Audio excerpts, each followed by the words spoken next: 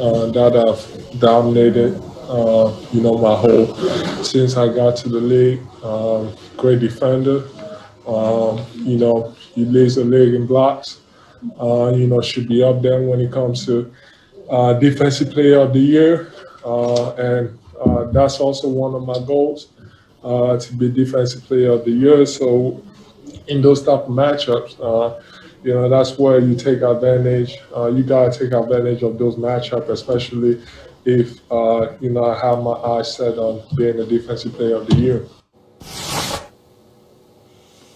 All right, Max, I know he was your MVP favorite at one point. I don't know if he still is, but that got us thinking about dominant big men. So I want to ask you this. Do you think Embiid is a more skilled big man than Shaq? Yes, and I want to be very clear. Shaquille O'Neal was better in his NBA than Embiid is in this NBA. Okay, are we clear? For the same people who want to give Mel Kiper grief because he makes a comparison to Tom Brady. Oh, you can't. Shaquille was better in his day than Embiid is in this day. But if we're just talking skills, yes, the answer is yes. Embiid is a more all-around skillful player. Now, Shaq was an underrated passer. He was a very good passer. I always thought of him as a good passer. But Embiid has become a much better passer. In terms of their dominance in the paint, no one ever was as dominant if they got the ball down low than Shaquille O'Neal. But Embiid, in this NBA in particular, is also impossible. He's a legit 7-footer, Stephen A. 250. He's a 7-footer and a wide body, and he's in shape now. But so the down low skills are there, and he's shooting fewer threes, and he's more down in the paint than before. And as a result, he's at the line more than ever before, and he's shooting 86%. Free throws, much better than Shaquille O'Neal ever did. And even though he's shooting fewer threes, like 2 or 3 a game, 2.5, 3 threes a game, he's hitting them at like 40% or a little better even right now, Embiid. The difference primarily between Shaq and Embiid in terms of all-around skill is Embiid can shoot. In fact, there's never been in the history of the NBA a 7-footer who's a big 7-footer, not a power forward, a center, who can play with his back to the basket with the all-around skills of Embiid. I'm cheating a little bit there because Duncan and Olajuwon more like, a little shorter. Embiid can do everything you want a center to do. He's the most skilled, legit 7-foot wide body ever. My response to that is Joel Embiid can shoot the ball better away from the basket. He's clearly a better free throw shooter. And so if you want to look at it from a skilled perspective, meaning they're both over 7 feet tall and Embiid could do a little bit more, will I argue with you when you made the points that you made? No, not at all. Here's my retort to it, however. I don't give a damn. It means nothing. Because it ain't about what you can do. It's about what you actually do. And Shaquille O'Neal was 7'1", 320 pounds, was a man amongst boys, and played like it every night for the vast majority of his career. He treated you like the child you were compared to him.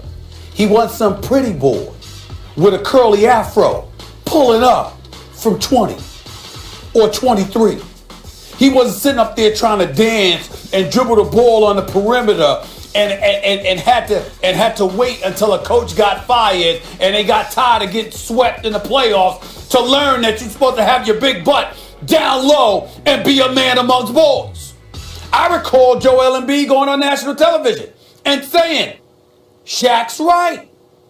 Get your big behind back down in the post and be a man and manhandle these young boys. Because compared to you, they are boys. You making them look like men because you're not playing as hard as you can play. You are not dominating them, which was why Shaq at the time, about a year and a half ago, Max, if you recall, sat up there and said if he had to take off his Superman cape and give it to somebody, it would have been the Greek freak Giannis Antetokounmpo because he goes in the hole and treats boys like they are boys. What we're seeing from Joel Embiid now, you applaud him for it, Max.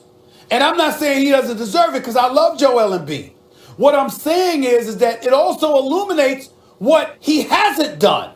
But he could have done it all along. Did he gain extra pounds? Did all of a sudden he acquire skills he didn't have? These things that you're seeing from Joel Embiid right now are skills he had last year, skills he had the year before, skills he had the year before that. And when healthy, he still ain't use them. So when you sit up here and you talk about Joel Embiid and what he's doing, what you're missing is that the ultimate indictment against him is that he didn't learn and acquire something new. Doc Rivers came to the Philadelphia 76ers and said, yo, what the hell are you doing?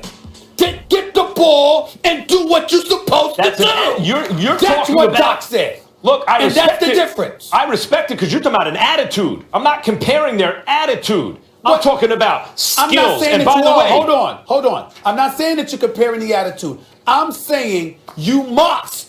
I'm saying you're omitting it and just talking about his skill. Yeah, if because you have that's the question. That's like somebody learning from Max Kellerman. Max Kellerman, you're teaching them boxing. You're teaching them oratorical skills and what have you. And you even invite them to Columbia with you. And then they get on the air and they start mumbling like SHAQ. You'd have a problem with that because you know they know better. But look, you know they know better. I understand your point, but I am just talking about skills. I'm making a specific point about skills. At his size, there's never been anyone like Embiid. And in this NBA, Stephen A., the offensive skills are just half of it. He's the best defender in the league probably this year. And think of how versatile you have to be defensively now compared to back in the day as a big today. I didn't think it was possible for a back-to-the-basket type guy, which Embiid can do, to be an MVP. But right now, I think he is. I saw him put a move. I brought this up yesterday. I saw him put a move on Cleveland over the weekend. A step-back, mid-range jump shot, and I didn't know it was Embiid at first. I thought it was a guard or a forward. What? That's Joel Embiid? His skills, we've never seen anything like it in a package like this. And the fact that he can apply it in the modern NBA, both ends of the floor, all I'm saying is we're seeing something new. Matt, fine. And here's my retort to that. Max Kellerman, Joel Embiid is shooting 52% from the field this year. Do you realize that's the first time in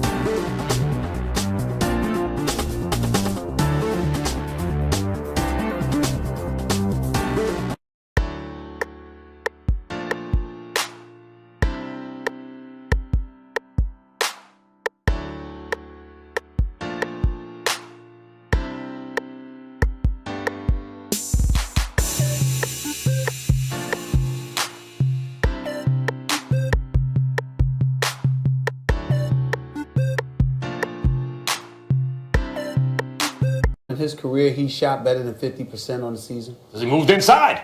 Shaquille O'Neal shot better than 52 or 50% from the field the first 17 years of his career. Yeah. 17 all high years. percentage shots, I get it. But what I'm saying is, knowing who you are and dominating from that perspective, you gotta, when you look at the skill, I'm saying you can applaud it. I'm saying it's an indictment against Embiid because the skills have been there. You could have been doing this. Philly might not have been swept last year. Philly might have been to the